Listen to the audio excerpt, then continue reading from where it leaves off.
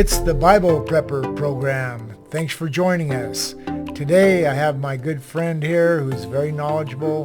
We like to get together and talk about the crazy things going on in the world today. So we'll get right to the point. So my long-term friend, who's anonymous at this point, tell us what you know. What do you got to say? Well, I know a little bit, but like everybody else out there, everybody can formulate their own opinions and everything they see and know and hear. Anyways, I'll probably talk a little bit about, to me, of course, is the most important thing next to your Creator, what have you, that you believe in, if you believe in His freedom, because without it, you have nothing. Freedom starts when you're born. It's an inalienable right, God-given right. It's worth dying for. Yeah, and also, you take your first breath of air, you're free to take it. And if you don't have freedom, you can't be alive. Absolutely. Yeah, so anyways, freedom is everything to me, of course, and probably most of you, because without it, you have nothing. You don't have friends, you don't have a life. Freedom means everything in the world. You're free to eat, you're free to drink, you're free to go to places. And if someone's trying to take that from you or actually tell you or control you. And they are. And tell you what to do, when to go to bed, when to wake up, what to listen to.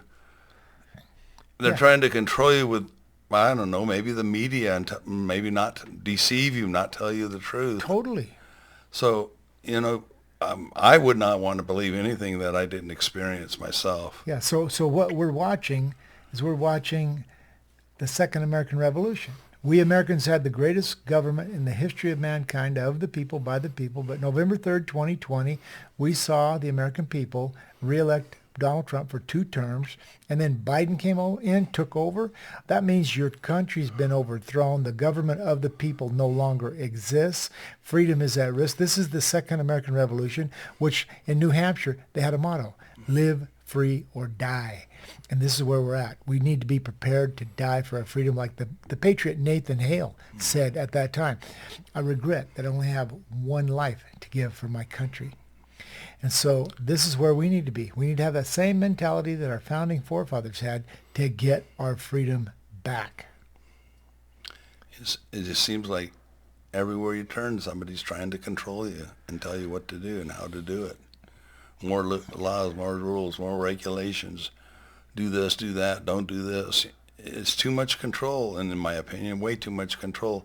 As long as you're keeping to yourself, you're not harming anybody or anyone else physically, do what you want to do. And the other thing is transparency, that they, whoever they are not telling you what really is going on pretty much with anything.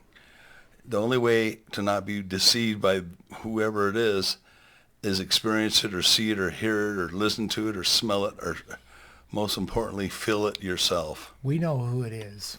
It's the deep state. It's the cabal.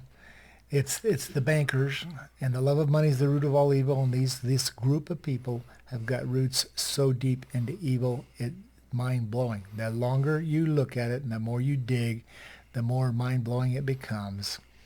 Because they've got the artificial intelligence. Yuval Noah Harari, he's a counselor to Klaus Schwab, the World Economic Forum, Zuckerberg, Bill Gates, George Soros, all these people. They want to move away from cash. There's a war against cash. Cash is also what keeps us free because it's anonymous. Yep. You make money, you don't know who you made it from. You can go spend it. They don't know who spent it, but they want to go to the CBDC. Yep. The CBDC is the central bank digital currency, which means they're going to have every transaction recorded on the internet, and they'll know where every penny comes from and where every penny goes. And anything you spend your money on tells them what the priorities are in your life because you vote with your wallet. And so they will know everything about you. Yuval Noah Harari says humans are hackable animals, that freedom of choice is over. He says it's over. He talks about how it's like mind control. Like we've heard about all this kind of stuff for a long time. And they're basically saying now they have the way to use brain waves or whatever and control your thoughts, control the people, and they want to put the digital currency under your skin, surveillance under your skin, total surveillance of every human being, knowing your thoughts, knowing what you spend your money on, and then they'll have the ability to control your freedom of movement. Right now, I had my daughter was going to use my credit card to purchase some new drapes for the house, and we're going to have a get together and have a family get together. And she's down in Hollywood, and the credit card was denied. I called her, I go, what do you mean denied? I called the credit card. I said, well, it's out of your area. Understand this. Once the CBDC goes into effect, they will be able to limit your area. They will be able to say your digital wallet, it works within a radius of your home, and you go beyond that, you're broke. You can't buy gas. You can't get a motel. You can't eat in a restaurant. You have no money. And there is no cash. And so they will have total control of you will be completely enslaved. And we are free men. And we will resist with our last dying breath to preserve our freedom. It's very good to know how to do certain small tasks yourself, like especially like grow food, you can make water. The books will teach you how to make gasoline. You can make electricity from the sun with solar power. You don't want someone else or somebody else giving you food or electricity or water. You need to know how to do these kind of things yourself. Yeah, their plan is to control the food, control the people, and to control the energy. And so they're working toward that. So what do? The simple logic is go get as much food as you can and get it as fast as you can and spend all your money and your cash while you still have cash. Because I saw a program on the evening news a few years back. It was an armed guard at the docks at Rio de Janeiro. And then it's at the end of the day, and the reporter's asking, what are you doing down here at the docks? You're holding your assault weapon, and you got all your camo gear and stuff on, and you're going to stand here all night guarding the docks. You go, what are you doing here? And he says, well, right now it's bean harvest time in Brazil, and in my country, beans are the same as cash. Mm-hmm. These dock workers go home. They export a lot of beans during the day. End of the day, they go home. I have to guard the beans. In my country, beans are the same as cash. I began to realize accountants are called bean counters. This is no joke. A lot of people are aware of that. But the truth is, every day we take our cash, which we've been deceived into believing is an instrument that you can exchange to get whatever your heart desires. But the point is, every day people want something to eat. Every day people trade their cash for food. Well, I'm telling you right now, the cash ain't going to work very soon. So you better go get all the food you can now, because food is going to be their weapon of war. They're going to try to starve people. There's a global famine coming. Food shortages are coming. You can see it happening. And so it's actually stories in the Bible are kind of a parallel to that. Like Egypt, they had 7 abundant years and then followed by 7 years of famine that were prophesied in a dream to the Pharaoh by 7 fat cows that were consumed by 7 skinny cows. But what did Joseph do? During the time of abundance, he stockpiled 20% of each of the 7 abundant years. When the 7 lean years of famine and drought came, are we not looking at drought coming? Do we not see the Mississippi River running dry, the Colorado River running dry? I don't know how many people have heard of Steve Quayle, but Steve Quayle says there's going to be a big migration toward water. People are going to have to leave cities looking for water. There's not going to be enough water for the people in the cities. And so Ezekiel 7:16 says, all who survive and escape will be in the mountains. I read a version of the Bible that says where the snow melts, the water supply cannot be taken away. That's like a glacier. Glaciers that are however many centuries or thousands of years old, the water melts out of the bottom of the glacier, forms streams of water. There's a huge amounts of water up in the mountains that are frozen, and it melts slowly and continuously provides water that cannot be taken away. So, hey, listen to the Word of God. It's very, very powerful, important for us to do. Yeah, water and air are probably the most important 2 things to survive. And why that's so funny is the planet Earth has primarily 80% of water and air to breathe. So, it's everywhere. The water's everywhere, air's everywhere. And if a long time ago they told you we were going to have to pay for water, we'd have laughed at them. We never have to pay for water. Well, Yeah. guess what? We have to buy bottled water now. Yeah, so I've told people, I look at them right now and I go, if I offered you $10,000 cash or 10,000 pounds of pinto beans, which one would you rather have? Well, most people don't understand. You want the beans. The beans are going to work like cash. The beans are going to work like cash because in the days to come when there's no food around and you got 10,000 pounds of beans, there will be people saying, what do you want me to do? What can I trade you? I just need a few pounds of beans, because those beans will be the instrument that you can use to trade to get whatever you want from anybody. They will trade you in a heartbeat for some of those beans because they are not going to be any dollars available, and the food will be the cash. So I'm on to that, believe me.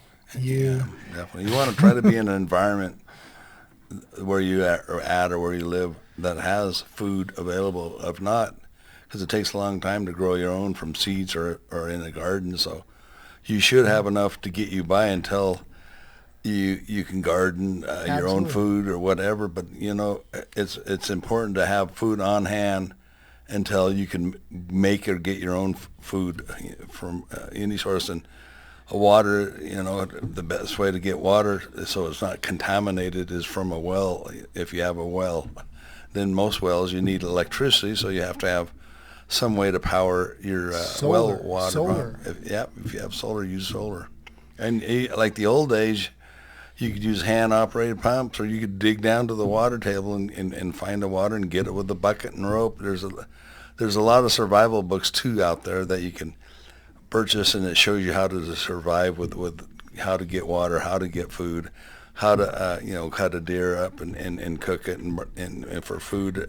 Now I'm gonna tell you, this dude right here, he knows what he's talking about, and he's doing what he's saying. See, there's different levels of understanding that goes up. Some people they don't know much, they don't see much, they got their head up there, whatever, they can't see, but I have a TikTok channel called Mr. See More because I see more than some people.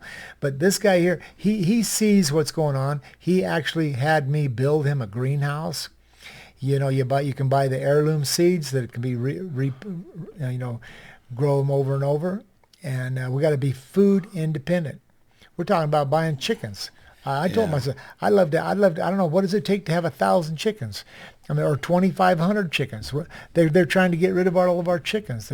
So whatever the deep state's doing that we can recognize that they're trying to take away from us, we need to be putting forth all the effort we can to countermeasure and take action to get as much of what they're trying to keep us from getting. That's just my way of looking at it. And the good news about this is that we think we're just a few of us. Well, there are many of us out there, like probably millions of people that are free thinkers and that want to be able to do what they want to with their own lives as long as they're not hurting anyone.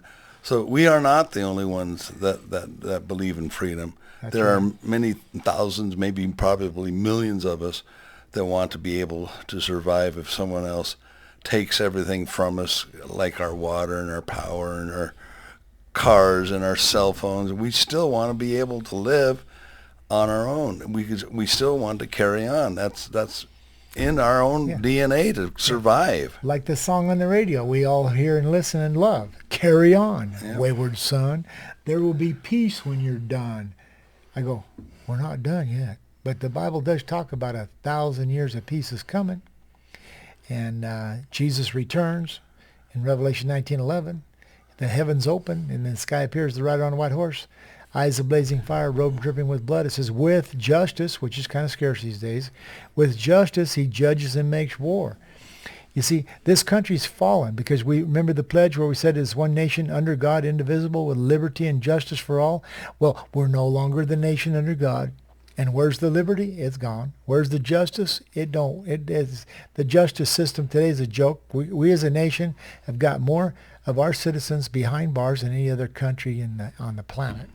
And so there's no justice. There's no liberty. Why? Because we became a nation out from under God.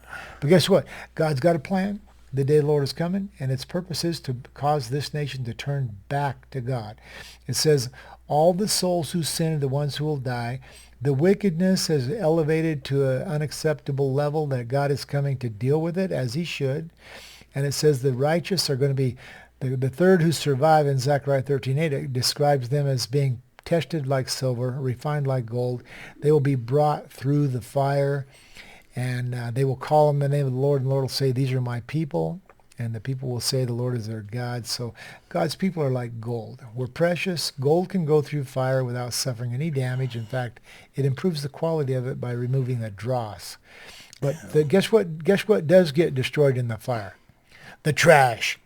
The trash is going to burn, and God's people are like gold, and they're going to go through the fire without being damaged. Yep. And that's why we are trying to wake everybody up. And this is the Bible Prepper Program. And you don't want to get deceived, because there will be bad people out there that want to, if they see you have food or something, they'll want it. They'll take it from you, the bad people will, without asking. Or they'll die trying. Anyone, there's always good and bad in everything. People, everywhere there's good and bad. Good people, bad people. Oh, it's everywhere. And the less people you have in the survival, and a lot of the books will say, the better off you are. If you have a very small group of people to count on you to survive, the better off that you are than in like a large city or something like that with lots and lots, thousands of people. You say there's good people and bad people everywhere, and that's an accurate statement about right now. But the Bible describes the future of a God fulfilling a promise of bringing about a new heaven and a new earth, the home of the righteous. So it's going to kind of be like Noah and the ark, where the water came, washed away all the trash at that time, the wicked all drowned. But Noah, God gave him a plan 100 years in advance. Hey, Noah, you need to build this ark. Here's the design of it. And he worked diligently for 100 years. And when that water began to rain down, never rained before, and all the wicked are out there drowning, I can picture that ark becoming buoyant, where the water levels are rising up, and then the ark begins to float a little bit, and I can picture Noah in there, maybe stretched out on a hammock, humming a little tune. Hey, I'm sailing. He was just fine. That water rising wasn't bothering him one bit. You understand? All we have to do is be the Bible, be the prepper the Bible talks about. Ezekiel 4 says instructions. Ezekiel 4:9 says, get for yourself 390 days supply of wheat, barley, beans, lentils, millet, spelt. These are all very economical, dehydrated, nutritious food that last for many years. I feel like someone's trying to take our home. The planet Earth is our home. I feel that someone's trying to take that from us. So we will do anything to try to save the planet, us, ourselves, to carry on. Like the song says, carry on. So someone's trying to take our home from us. And they want us to be afraid. That's what the COVID and all this stuff is about, fear. Hey, we got no fear. We have nothing to be afraid of at all. God's got our backside. Yeah. We're going to go through this just fine. Yeah. And so fear is the opposite of what we got, because they can't scare us. Well, it's like Everett said, they say fear is the virus and the truth is the cure. Yeah, there's a song by Hank Williams Jr. It says, "A country boy can't survive." A country boy can't survive. He says they can't make us run. They can't starve us out. And it says, I got a shotgun, a rifle, and a four-wheel drive, and a country boy can survive. Yep. It's all true. If you want to live, you'll survive. Yeah. So one country boy to another. God bless you, Paris. Yeah. Thanks for God coming. bless you, Everett. Yeah. Thanks for tuning in with us, and enjoyed your talk with us. So we're signing off. Okay. Thanks for joining us. Thanks for joining us.